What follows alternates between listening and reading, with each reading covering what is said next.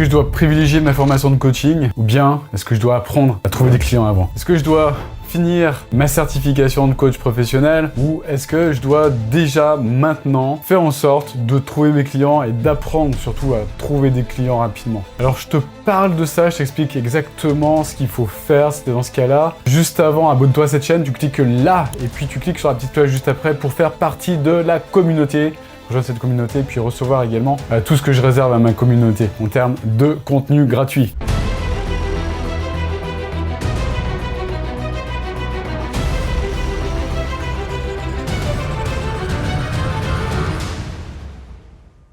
Voilà, ceci étant dit, je suis inspiré par rapport à cela, par rapport à cette thématique. Qu'est-ce que je privilégie entre ma formation de coaching ou bien le fait de trouver des clients? J'étais inspiré par un message qui m'a été envoyé par Marie, qui est dans cette situation, qui est actuellement en formation de coaching. Donc, je vais te faire bénéficier de mon point de vue et puis surtout, je vais te parler de ce qui s'est passé pour moi, de mon expérience, Marie, pour que tu puisses être aidé par rapport à ça. Moi, je me suis formé au coaching, j'ai fait une certification de coach professionnel il y a quelques années de ça dans une grande école, une école de management, une des meilleures en France. Ce qui était cool en fait dans cette formation, c'est que j'ai appris en marchant, c'est-à-dire que j'ai bénéficié de l'aide de coachs expérimentés pour implémenter, c'est-à-dire pour coacher des personnes, mais je le faisais gratuitement. C'est-à-dire que je me suis entraîné à coacher, mais avec des personnes qui étaient des volontaires, comme dans plein de formations de coaching, qui te payent pas pour ça en fait. Qu'est-ce qui s'est passé dans ce cas-là? C'était pas mal parce que j'ai appris en fait, j'ai implémenté, mais pas assez en fait à mon goût. Et ce qui s'est passé en fait, c'est que cette formation a été super complète, si tu veux. On a appris la posture de coach, on a appris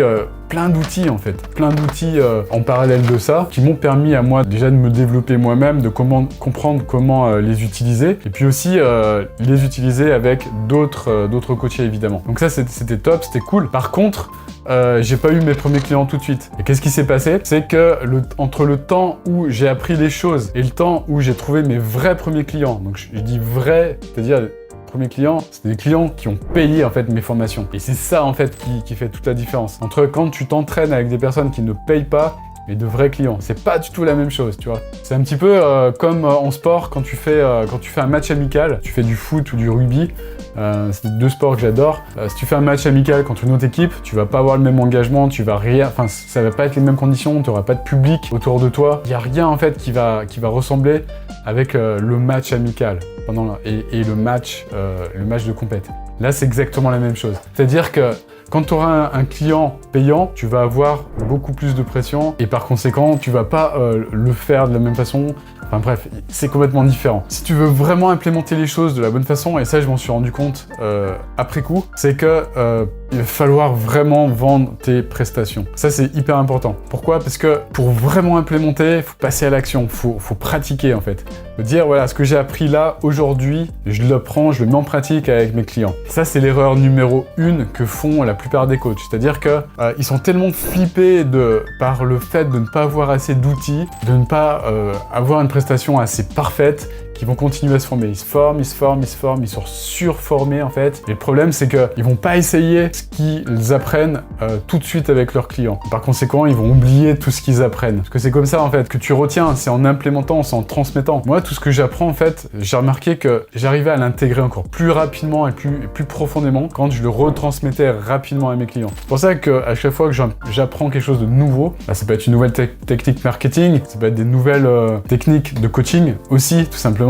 Je le retransmets tout de suite parce que une fois que je le retransmets, je l'intègre moi-même, tu vois. C'est ça qui est super important. C'est quand tu mets en pratique les choses, tu les intègres. Ce qui est important de comprendre également, c'est que entre apprendre à coacher et trouver des clients, c'est pas du tout le même niveau de difficulté. C'est-à-dire que apprendre à coacher, le niveau de difficulté, il est là. Trouver des clients, tu vois, le niveau de difficulté, il est tu vois, il est là-haut, quoi. Trouver des clients, c'est, je te conseille vraiment de mettre la priorité là-dessus parce que si tu fais une formation de coaching, ce qui est le plus important, en fait, et ça, je l'ai remarqué aussi, enfin, je l'ai vécu, c'est la posture de coach. C'est ça le plus important. Après, les outils, tu les apprends au fur et à mesure, tu les implémentes au fur et à mesure, comme je l'ai dit tout à l'heure. Le plus important, c'est ça, et puis c'est cette confiance, en fait, en toi pour coacher. Ce que je te conseille vraiment, alors, mais vraiment, je te parle vraiment avec le cœur, c'est d'apprendre cette posture, d'apprendre les outils, puis les implémenter le plus rapidement possible avec des vrais clients. Voilà, ça c'est vraiment ça qui va te faire grandir à vitesse grand V. Je te le garantis, je te le promets. Si c'était à refaire, j'aurais fait cette formation de coaching parce qu'elle était top. Et également, j'aurais pris en même temps une formation qui me permettrait de trouver des clients facilement ou un accompagnement, un coach qui m'aide à le faire. Et ce que j'aurais fait, c'est que j'aurais trouvé également un coach expérimenté pour m'aider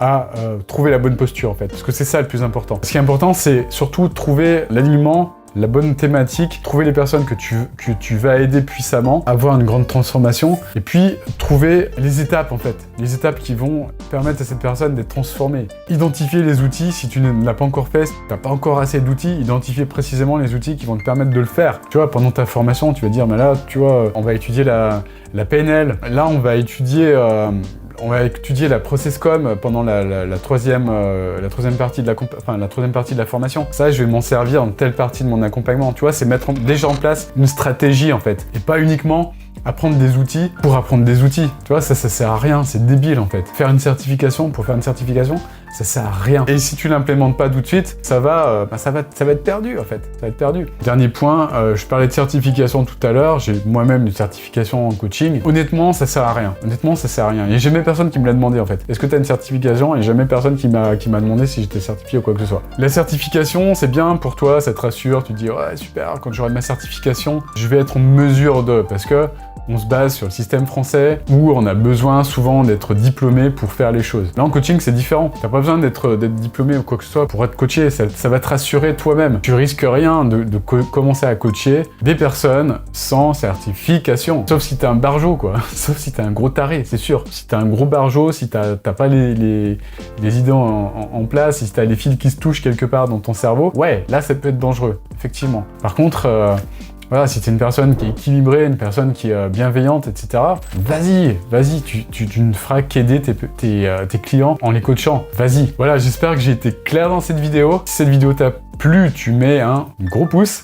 Et puis, encore une fois, abonne-toi à cette chaîne, juste ici, pour être notifié à chacune de mes nouvelles vidéos, et puis surtout pour recevoir des notifications lorsque je vais faire des lives, dans lesquels tu vas pouvoir te connecter et me poser toutes les questions que tu souhaites, questions auxquelles je vais répondre bien évidemment. Dernier point, j'ai mis en place une formation qui va t'apporter un max de valeur. Si tu veux trouver des clients justement, si tu veux mettre en place les choses, si tu te demandes comment faire, je t'explique tout en détail dans cette masterclass, elle est dans la description, tu peux pas la louper. Si tu es motivé, tu t'inscris, tu regardes, tu verras, ça va vraiment t'apporter de la grosse valeur et surtout des déclics. Si tu es dans cette situation, si tu es en train de te former, tu veux comprendre comment mettre en place une offre de gamme, comment trouver des clients et puis comment surtout vivre de ton activité de coaching, parce que c'est ça le principal. C'est bien beau d'être formé, mais t'es pas... si tu veux le faire comme un loisir, c'est cool pour toi, il n'y a rien de mal évidemment, mais si tu veux vraiment développer une activité de coaching, prospère, vraiment en vivre, le faire de façon professionnelle, tout simplement. Je t'explique tout,